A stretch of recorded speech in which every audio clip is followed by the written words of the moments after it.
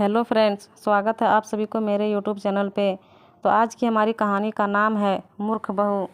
एक था बनिया, एक बार वह व्यापार के लिए परदेश जाने लगा। जाते जाते अपनी बहू को बुलाकर उसने कहा, मैं परदेश जा रहा हूँ, तुम अच्छी तरह रहना, बच्चों को भी संभालना और अपनी सास का भी अपने बच्चों की तरह देखभाल करना, याद रखना, माँ से कोई काम मत करवाना। बहू ने बोला, ठीक है, मैं आपकी बात समझ गई, मैं वैसा ही करूँगी जैसा आपने बोला है, आप आराम से जाइए। बहू ने बात ध्यान में रखी। बनिया तो चला गया। बहू ने दूसरे ही दिन माँ जी से कह दिया, माँ जी, आपके बेटे ने मुझे कह गए हैं कि माँ को अपने बच्चों की तरह संभालना और उनको कोई काम मत करने देना। अब आप घर का कोई काम मत करिए, आप तो इन बच्चों के साथ खेलिए, खाइए और मौज करिए। माँ जी गहरे सोच में पड़ गई।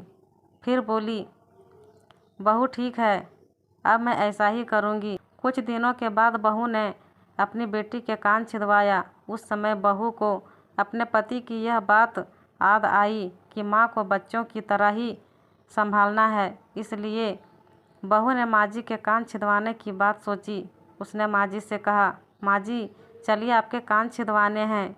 सुनकर माँ जी घबरा उठी। उन्होंने बहू से कहा, बहू, मुझे अपने कान नहीं छिदवाने हैं, क्या अब अपने इस बुढ़ापे में मैं कान छिदवाऊँ? बहू बोली, जी नहीं माँ जी, आपको तो यह करना ही होगा। मैं नहीं चाहती कि आपका बेटा मुझे कुछ कहे, इसलिए आपको मैं अच्छी से देखभाल करूँगी।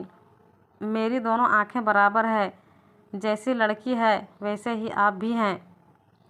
मैंने मन ही मन समझ गई और सुनार के पास बैठकर उन्होंने अपने कान छिदवा लिए।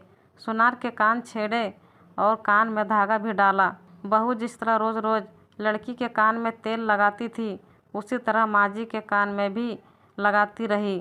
थोड़े दिन बाद बहू ने अपनी बेटी के लिए बाली बनवाई तो उसे अपने पति की बात याद आई। फिर उसने माँ जी के लिए भी बाली बनवाई और कहा, आइए आपको यह बाली पहना दूँ। माँ जी ने कहा, बहू, मुझे बाली क्यों पहनाती हो? मैं बूढ़ी हूँ, मुझे इसकी ज़रूरत नहीं है।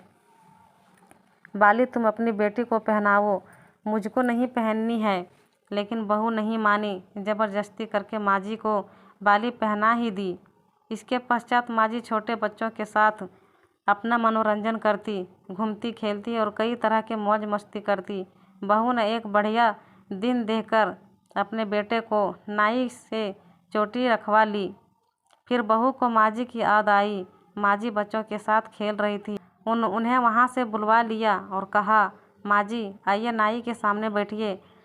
अपने लड़के की तरह मुझे आपके सिर पर भी चोटी रखवानी है। जब गोविंद की चोटी रखवाई है तो आपके क्यों न रखवाऊँ, इसलिए आप भी आइए। माँ जी ने बहू को बहुत समझाया पर बहू टस से मस ना हुई। आखिर माँ जी नाई के सामने बैठी और उन्होंने अपने सिर पर चोटी रखवाई। बहू ने गोविंद को और माँ जी को जो बोला वही किया उसके साथ। बाद में बहू रोज़ माँ जी की चोटी में तेल डालती, चोटी गूँथती और सर पर ओढ़नी डालकर माँ जी को बच्चों के साथ खेलने के लिए भेजती। जब खाने का समय होता तो बहू उनको आवाज़ देकर बुलाती। ऐसे ही रोज़ का हाल था।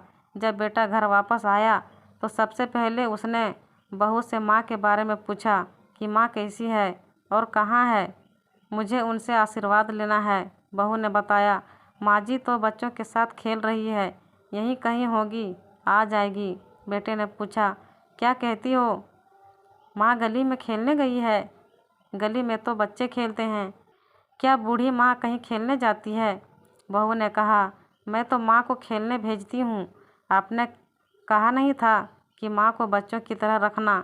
मैंने तो लड़की की तरह ही माँ के भी कान छिदवाए हैं और कानों में बालियाँ पहनाई है। जब लड़के की चोटी रखवाई तो मैंने माँ की भी चोटी रखवा ली थी। जब मैं सबको खेलने भेजती हूँ तो माँ को क्यों ना भेजूँ? मुझको सबके साथ साथ एक सा व्यवहार करना चाहिए। पति समझ गया कि उसकी मूर्ख स्त्री की अक्ल का दिवाला निकल गया है। बाद में पति के कहने पर बहू ने माँ को पुकारा। माँ जी गली में से खेलती खेलती आई और अपने बेटे को देखकर उनकी आंखों में आंसू छलछला आया। माँ की हालत देखकर बेटा भी दुखी हो उठा। बहू की मूर्खता के लिए बेटे ने माँ से माफ़ी मांगी और बहू को बड़ी उल्टी सीधी सुनाई।